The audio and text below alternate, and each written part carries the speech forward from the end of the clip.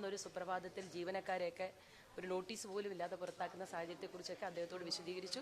വളരെ പ്രതീക്ഷ നൽകുന്ന ഒരു പ്രതികരണമാണ് കേന്ദ്രമന്ത്രി മൻസുഖ് മാണ്ഡവ്യജിയുടെ ഭാഗത്തു നിന്നുണ്ടായത്. സോഷ്യൽ സെക്യൂരിറ്റിയെക്കുറിച്ചും ജോബ് സെക്യൂരിറ്റിയെക്കുറിച്ചും അദ്ദേഹം വളരെ കൃത്യമായി പറയുകയുണ്ടായി. തുടർന്നുള്ള ചർച്ചകൾ 20-ാം തീയതി നടത്തുന്ന ചർച്ചയെക്കുറിച്ചും വിശദീകരിക്കുകയുണ്ടായി. എന്തായാലും കേന്ദ്ര ഗവൺമെൻറ് ഒരു ഇടപെടൽ ഇത്തരം കാര്യങ്ങളിൽ ഉണ്ടാകും. ഇത് പല സ്ഥലങ്ങളിലും നേരത്തെ ഉണ്ടായിട്ടുണ്ട് എന്നും അദ്ദേഹം പറഞ്ഞിട്ടുണ്ട്. തീർച്ചയായും ഇക്കാര്യത്തിൽ കേരള ഗവൺമെൻറ് ഇടപെടൽ അദ്ദേഹം വളരെ കാര്യമായിട്ട് കാണുകയാണ്. തുടർന്നുള്ള ദിവസങ്ങളിൽ അപ്ഡേഷൻ അറിയിക്കാൻ പറഞ്ഞു. അതിനുശേഷം കൃത്യമായ ഇടപെടൽ ഉണ്ടാകും. അത് ഇപ്പോൾ ഈ പർട്ടിക്കുലർ നമ്മൾ ആദ്യം ഉണ്ടായത് കോറോ ഹെൽത്തിൻ്റെതാണല്ലോ. അപ്പോൾ അവർക്ക് നമ്മുടെ കേരളത്തിൽ 2 സെൻറ്റേഴ്സും അതുപോലെ രാജ്യത്ത് പല ഭാഗത്തും സെൻറ്റേഴ്സും ഉണ്ട്.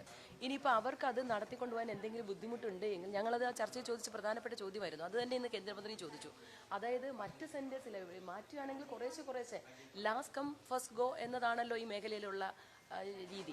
അതനുസരിച്ച് കുറച്ചുപേരെ മറ്റ് സെൻറ്റേഴ്സിൽ നിന്ന് മാറ്റിക്കൂടെ എന്നുള്ള ചോദ്യം അദ്ദേഹം ഇങ്ങോട്ട് ചോദിച്ചു. ഞങ്ങൾ അത് തന്നെയാണ് മുന്നോട്ട് വെച്ചത്. ഞങ്ങളുടെ കുട്ടികൾക്ക് ജോലി കൊടുക്കാനുള്ള സാഹചര്യം ഒരുക്കി തരണം. തീർച്ചയായും കേന്ദ്ര ഗവൺമെൻറ് അക്കാര്യത്തിൽ ഇടപെടുമെന്ന് അദ്ദേഹം അറിയിച്ചു. നമ്മുടെ സെക്കൻഡ് ചർച്ച ഉണ്ടല്ലോ, 20th അവർ അഷ്യൂർ ചെയ്തിരിക്കുന്ന ചർച്ച. അതിനുശേഷം വേണ്ടി വന്നാൽ കേന്ദ്ര ഗവൺമെൻറ് ചർച്ച നടത്തും. തീർച്ചയായും ആ ആശങ്കകളൊക്കെ അപ്പോൾ അത് തീർച്ചയായും കേന്ദ്ര ഗവൺമെൻറ്റിൻ്റെ സമീപനം എന്ന് പറയുന്നത് അവർ കൊണ്ടുവന്ന പദ്ധതി ശരിയെന്നാണല്ലോ. പക്ഷേ കേരളത്തിൻ്റെ അപ്രിഹെൻഷൻ ഞങ്ങളത് അദ്ദേഹത്തെ ബോധ്യപ്പെടുത്തി.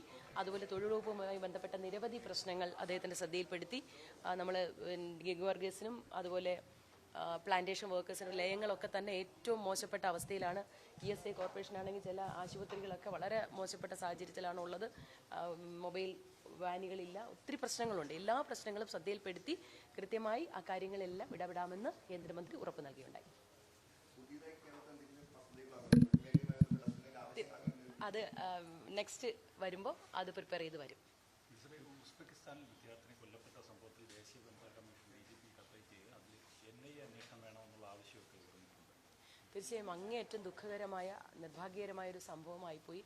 ആ മരണം നമ്മുടെ മനസ്സിൽ ഉണ്ടാക്കിയ മുറിവുകൾ വളരെ വലുതാണ്. എത്ര ക്രൂരമായും പൈശാചികമാണ് ആ കുഞ്ഞിനെ കൊന്നത്. സംസ്ഥാന ഗവൺമെൻറ് ആ കാര്യത്തിൽ വളരെ കാര്യക്ഷമമായി ഇടപെടുന്നു. മുഖ്യമന്ത്രിയുടെ നേതൃത്വത്തിൽ തന്നെ അവരുമായി ബന്ധപ്പെട്ട് കേന്ദ്ര വിദേശകാര്യ മന്ത്രാലയവുമായി ബന്ധപ്പെട്ട് നടപടികൾ നീക്കുന്നുണ്ട്.